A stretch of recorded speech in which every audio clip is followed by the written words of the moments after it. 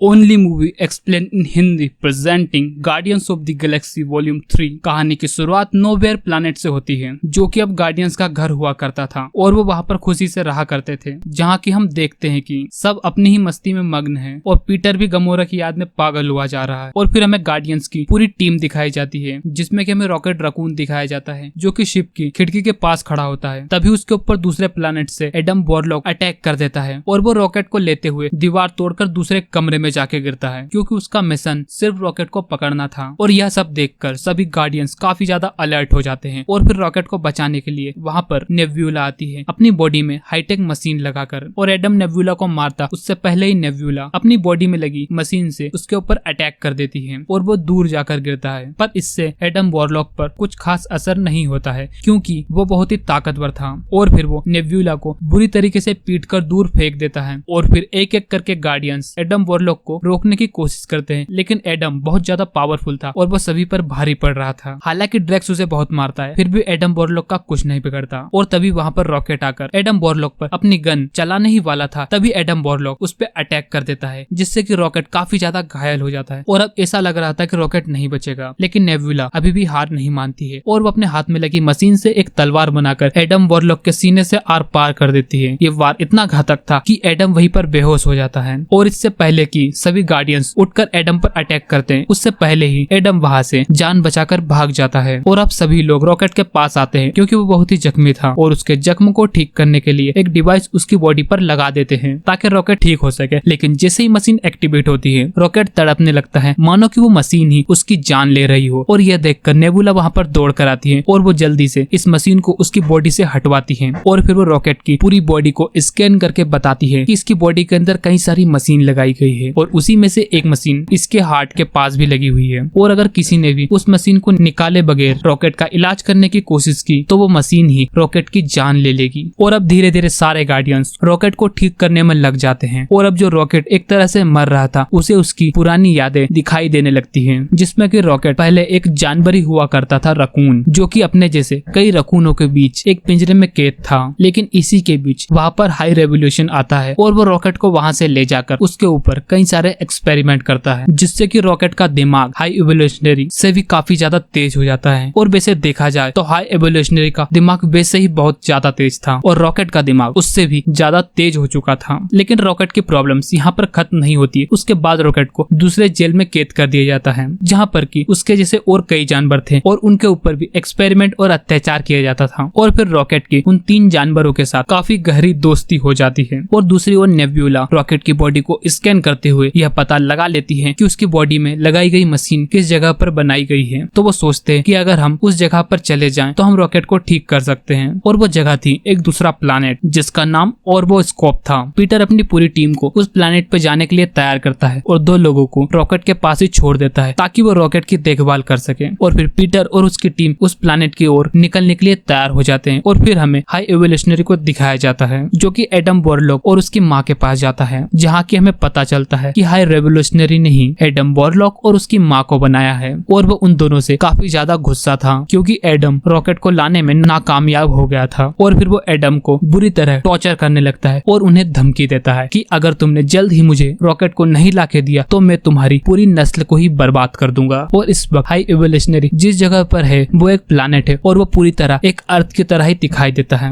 इसीलिए इसका नाम काउंटर अर्थ रखा गया है। और हाई एवोल्यूशनरी चाहता है कि हर एक प्लैनेट का हर इंसान, हर जीव पूरी तरह परफेक्ट होना चाहिए। इसीलिए वो हर प्लैनेट पर जाकर वहाँ के सभी तरह के जानवर और कई सारी स्पीसीज को उठाता है और उन पर एक्सपेरिमेंट करके उन्हें परफेक्ट बनाता है। और जब एक बार हाई एवोल्यूशनरी अर्थ पर गया तो उसे अर्थ काफी पसंद आई और उसने ये डिसाइड कर लिया कि वो भी एक प्लैनेट बिल्कुल अर्थ की तरह ही बनाएगा और वहाँ के लोगों को भी अर्थ के लोगों की तरह ही बनाएगा, ताकि वो मिलजुल कर काफी अच्छी तरीके से रह सके। और इसीलिए उसने इस काउंटर अर्थ को बनाया था। इससे पहले कि गार्डियंस की टीम ऑर्बोस्कोप प्लैनेट के अंदर जाते, उससे पहले ही उनकी शिप में कई सारे लोग आ जाते हैं और उन्हीं में से एक गमोरा भी होती है। और वो बताते हैं कि हमें यहाँ पर नेब्यूला ने बुलाया है और उसने कहा है कि अगर हम तुम्हारी इस मिशन में हेल्प करेंगे तो वो हमें 1 लाख का इनाम देगी, इसीलिए हम चले आए तुम्हारी हेल्प करने के लिए। और फिर हमें दूसरी ओर रॉकेट को दिखाया जाता है, जो कि अभी भी मौत से लड़ रहा था और वो सपने में अपने पास्ट को देख रहा था, जिसमें कि हम देखते हैं कि हाई रेवोल्यूशनरी ने जितने भी जानवरों पर एक्सपेरिमेंट किया था उसमें से रॉकेट सबसे ज्यादा होशियार था और उसका दिमाग बहुत ही ज्यादा तेज था। जब हाई रेवोल्यूशनरी ने रॉकेट का दिमाग का टेस्ट किया और वो उसमें पास हो गया। तो हाई रेवोल्यूशनरी समझ गया कि रॉकेट बहुत ही ज्यादा इंटेलिजेंट है और उसे लगने लगा कि उसका एक्सपेरिमेंट सफल हो चुका है। उसके बाद वो रॉकेट को काउंटर अर्थ दिखाता है, जहाँ की रॉकेट आसमान में एक उड़ते हुए रॉकेट को देखता है और पूछता है कि ये क्या है, जिस पर हाई एवोल्यूशनरी बताता है कि ये रॉकेट है और ये हमेशा आसमान में उड़ता है। और फिर वो रॉकेट को अपनी लैब में ले जाकर एक चैम्बर दिखाता है, जिसमें कि वो एक कछुए को डालता है और उसे बदलने की कोशिश करता है। कछुआ पूरी तरह बदल जाता है, लेकिन कछुए का नेचर पूरी तरह चेंज हो चुका था और वो बहुत ही ज्यादा एग्रेसिव हो गया था। हाई एवोल्यूशनरी कहता है कि मैं इनकी बॉडी को परफेक्टली चेंज कर पा रहा हूँ, लेकिन इनके इस एग्रेसिव नेचर को पता नहीं मैं क्यों कंट्रोल नहीं कर पा रहा हूँ। रॉकेट कुछ देर मशीन को देखता है और फिर कहता है कि जब कछुए की बॉडी चेंज होती है तो उसके दिमाग के अंदर का एक केमिकल भी चेंज हो जाता है और इसी कारण ये बहुत ज्यादा एग्रेसिव बन जाते हैं। तो अगर आप उस केमिकल को चेंज होने से रोक देते हो तो ये एग्रेसिव नहीं बनेंगे और इनका नेचर पहले की तरह ही शांत होगा। हाई एवोल्यूशनरी बिल्कुल ऐसा ही करता है और इसके उसे पॉजिटिव रिजल्ट भी मिलते हैं और अब उसके एक्सपेरिमेंट पूरी तरह सफल हो रहे थे और उसका हर सब्जेक्ट बिल्कुल परफेक्टली बन रहा था। हाई एवोल्यूशनरी यह देखकर काफी ज्यादा खुश भी था और हैरान भी। खुश इसलिए क्योंकि वो उसके एक्सपेरिमेंट में सफल हो चुका था और अब वो उसके मन मुताबिक एक नई स्पीशीज बना सकता है जो कि पूरी तरह परफेक्ट हो और उसके कंट्रोल में हो। और हैरान इस बात से कि रॉकेट को उसने ही बनाया है और रॉकेट इतना होशियार हो चुका है कि जो मिस्टेक हाई एवोल्यूशनरी नहीं पकड़ पाया उसे रॉकेट ने बता दिया। इसका मतलब कि रॉकेट का दिमाग बहुत ही ज्यादा तेज था, इतना तेज जितना कि हाई एवोल्यूशनरी का भी नहीं। इसीलिए हाई एवोल्यूशनरी अपने असिस्टेंट को कहता है कि कल सुबह रॉकेट को मार देना और उसका दिमाग मुझे लाकर दे देना ताकि मैं उस पर एक्सपेरिमेंट कर सकूं और कई सारी नई दुनियाओं को बना सकूं। और फिर रॉकेट को वापस उसकी जेल में कैद कर दिया जाता है। जेल में जाते ही रॉकेट उसके सभी साथियों को बताता है कि कल सुबह हम सभी को मार दिया जाएगा, तो हमें किसी भी हाल में यहाँ से भाग निकलना होगा। मुझे पता है कि पास ही स्पेसशिप है, मैं उसे किसी तरह उड़ा लूंगा और हम किसी तरह यहाँ से बचकर भाग निकलेंगे। और जेल में ही पड़ी कुछ चीजों से रॉकेट उठाकर एक चाबी बना लेता है और अपनी जेल का दरवाजा खोलकर वहाँ से बाहर निकल आता है और साथ ही अपनी एक दोस्त को भी बाहर निकाल लेता है जो कि उसके लिए बहुत ही ज्यादा अजीज थी। और तभी वहाँ पर हाई एवोल्यूशनरी आ जाता है और वो रॉकेट के दोस्त को मार देता है और हाई एवोल्यूशनरी कहने लगता है कि मुझे पता था कि तुम कुछ ऐसा ही करने वाले हो, इसीलिए मुझे यहाँ पर आना पड़ा। और रॉकेट अपने साथी को इस तरह मरा हुआ देखकर काफी ज्यादा गुस्सा होता है और वो हाई एवोल्यूशनरी पर अटैक कर देता है। तभी वहाँ पर कुछ गार्ड आ जाते हैं और रॉकेट हाई एवोल्यूशनरी की गन उठाकर उन पे फायर करने लगता है और इसी फायरिंग के बीच रॉकेट के बाकी दोस्त भी मारे जाते हैं और रॉकेट किसी तरह वहाँ से भाग निकलता है। और फिर गार्डियंस की टीम और वो स्कोप में आ जाती है और वो किसी तरह शेल को काट कर उसके अंदर आ जाते हैं और सिक्योरिटी को बेवकूफ बनाकर वहाँ से रॉकेट की फाइल को निकाल लेते हैं और वो बाहर निकल ही रहे थे। तभी वहाँ की सिक्योरिटी को उनके ऊपर शक होता है और वहाँ पर लड़ाई होने लगती है और वो उन्हें रोकने लगते हैं, लेकिन पीटर की समझदारी से वो वहाँ से बचकर भाग निकलते हैं। और फिर गार्डियंस की टीम शिप में आकर उस फाइल को ओपन करती है और उन्हें पता चल जाता है कि अभी तक रॉकेट के साथ क्या क्या हुआ। और जो कहानी में तुम्हें सुना रहा था, जो कि रॉकेट अपने पास्ट को अपने सपने में देख रहा था, वो गार्डियंस की टीम भी देख लेती है और वो समझ जाती है कि रॉकेट के साथ पास्ट में क्या क्या हुआ था। और अब वो समझ जाते हैं कि रॉकेट का इलाज तभी किया जा सकता है जबकि उसके हार्ट के ऊपर लगी मशीन को एक कोड डालकर निकाल दिया जाए, तभी रॉकेट का इलाज किया जा सकता। लेकिन वो कोड गार्डियंस को नहीं पता था क्योंकि हाई एवोल्यूशनरी की टीम ने वो कोड डाटा से पहले ही डिलीट कर दिया था। और अब उन्हें पता लग जाता है कि वो कोड आखिर किसके पास है। तो अब वो डिसाइड करते हैं उस कोड को लाएंगे और रॉकेट को ठीक करेंगे। लेकिन गमोरा उन्हें समझाती है कि वो इस वक्त अभी हाई एवोल्यूशनरी के पास है और हाई एवोल्यूशनरी बहुत ही ज्यादा पावरफुल है और हम उससे किसी भी तरह बच नहीं सकते। लेकिन पीटर गमोरा की एक नहीं सुनता, इसलिए गमोरा अपनी टीम को अपनी लोकेशन भेज देती है जिससे कि वो गमोरा को वहां से ले जा सके। लेकिन गमोरा ने जिसे अपनी लोकेशन भेजी थी, जिसे एडम वॉरलॉक और उसकी माँ ने पकड़ लिया था और वो उससे पूछ रहे थे कि गमोरा कहाँ है, अपनी लोकेशन उसे भेजती है। वैसे ही एडम वॉरलॉक और उसकी माँ को भी गमोरा की लोकेशन का पता चल जाता है और वो गार्डियंस को पकड़ने के लिए उनके पास जाने लगते हैं। और फिर गार्डियंस की टीम हाई इवोल्यूशनरी के पास पहुंचते हैं, जिस पर हाई इवोल्यूशनरी कहता है कि तुम्हें क्या लगता है कि तुम मुझसे वो कोड ले पाओगे? ये मेरा ही प्लान था कि तुम कोड के लिए मेरे पास आओ और मैं तुम सभी को जान से मार दूंगा। और फिर वो अपने साथी को कहता है कि बाहर शिप में रॉकेट मौजूद है, उसे मेरे पास लेके आओ। लेकिन शिप में गमोरा मौजूद होती है और वो किसी तरह रॉकेट को बचाकर वहां से भागने लगती है। और दूसरी ओर हाई इवोल्यूशनरी अपने लोगों को कहता है कि इस पूरे प्लानेट को तबाह कर दो और उसके लोग ऐसा ही करते हैं, वो पूरे प्लानेट को तबाह करने लगते हैं और वो उस शिप से वहां से जाने लगते हैं। और जो कि पीटर और ग्रूट अभी भी शिप के अंदर थे, इसीलिए वो हाई इवोल्यूशनरी के सारे लोगों को मारने लगते हैं और वो उस व्यक्ति को उठा लेते हैं जिसके पास की कोड मौजूद होता है, जिससे कि वो रॉकेट को ठीक कर सके। और उस व्यक्ति को लेकर वो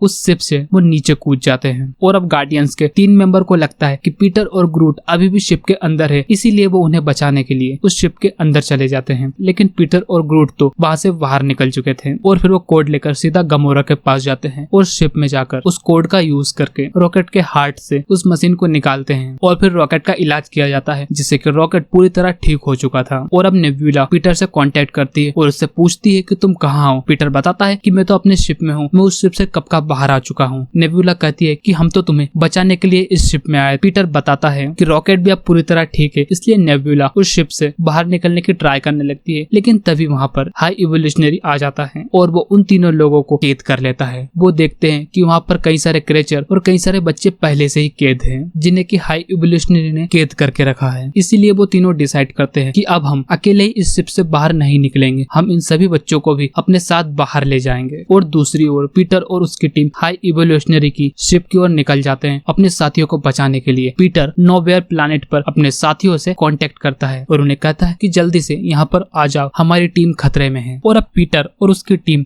हाई इवोल्यूशनरी की शिप में आ जाते हैं अपने मेंबर्स को बचाने के लिए। और फिर हमें गार्डियंस ऑफ द गैलेक्सी की टीम और हाई इवोल्यूशनरी की टीम में एक तगड़ी फाइट देखने को मिलती है। और ये फाइट काफी ज्यादा तगड़ी थी, लेकिन आखिरकार गार्डियंस की टीम हाई इवोल्यूशनरी को हरा देती है। और फिर वो रॉकेट को कहते हैं कि अब रॉकेट तुम चाहो तो तुम इसे मार सकते हो। लेकिन रॉकेट कहता है कि नहीं, मैं गार्डियंस ऑफ द गैलेक्सी का मेंबर हूँ, तो मैं किसी को जान से नहीं मारता। अगर मैं उसे मार दूंगा तो मुझ में और उसमें फर्क ही क्या रह जाएगा। और अब गार्डियंस की टीम हाई इवोल्यूशनरी की शिप में जितने भी बच्चे और जितने भी क्रिएचर कैद थे उन सभी को छुड़ा लेते हैं और अपने प्लैनेट नोवेयर में शिफ्ट कर लेते हैं। और इन सब में उनकी हेल्प करता है एक डॉग, जिसके पास की एक पावर होती है जिससे कि वो किसी भी चीज को बिना टच किए हुए हवा में उठा सके। इसीलिए वो हाई इवोल्यूशनरी की शिप को हवा में उठाकर उसकी शिप से जोड़ लेता है और सभी लोग इस शिप में आ जाते हैं। लेकिन वो शिप बहुत ज्यादा भारी थी और अब वो डॉग काफी देर से उस शिप को उठाए रखा था और उसकी पावर धीरे धीरे खत्म होने लगी थी और वो थकने लगा था। इसीलिए उसकी पावर खत्म हो जाती है और वो शिप गिरने लगती है। और सभी लोग तो नोवेयर शिप में आ चुके थे, लेकिन पीटर वहीं पर फंस जाता है। पीटर एक केबल की हेल्प से जंप लगाकर नोवेयर शिप में आने की कोशिश करता है, लेकिन वो ऐसा नहीं कर पाता और बीच स्पेस में ही फंस जाता है। और अब ऐसा लगने लगता है कि पीटर अब नहीं बच पाएगा। लेकिन इससे पहले